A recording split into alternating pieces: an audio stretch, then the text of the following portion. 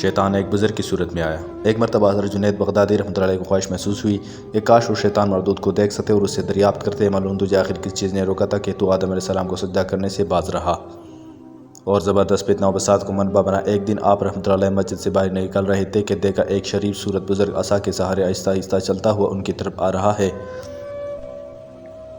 جب وہ قریب پہنچا تو آپ رحمۃ اللہ علیہ نے اس کی پیشانی پر بزرگی کی علامتیں تو محسوس کی، مگر دل میں اس کی قربت سے وحشت زدہ ہوا جا رہا تھا۔ وہ بزرگ جو آپ کے قریب ہونے کی کوشش کرتا اتنا ہی زمین اسے پیچھے کی طرف کسکا دیتی۔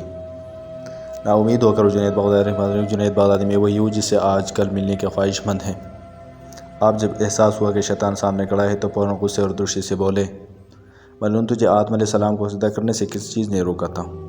شیطان یہ سن کر بولا، تم تو خود عبادت گزار و شعور والا مال ہو، مجھے یہ بتاؤ اگر کوئی تمہیں یہ کہے کہ تم غیر اللہ کو سجدہ کرو تو کیا تم اس کی بات مان لو گے؟ جنید بغدادی سوچ میں پڑ گیا آخر اسے کیا جواب دے۔ پھر بولے، تو مردود ہے، جھوٹا اور نیک بندوں کو بہکانے والا۔ اگر تو اپنے خالق کا حکم ماننے کا عادی ہوتا تو پھر اس کے حکم سے سرتابی کی مجال نہ کر پاتا، کیونکہ تجھے سجدے کا حکم دینے والا تو وہی الحاکم الحاکمین ہے، تو سجدہ کر دیتا۔ ابلیس نے یہ سنا تو چلا کر کہا، جنید بغدادی آج مجھے خدا کی قسم تو نے جلا ڈالا، اور پھر نظروں سے غائب ہو گیا۔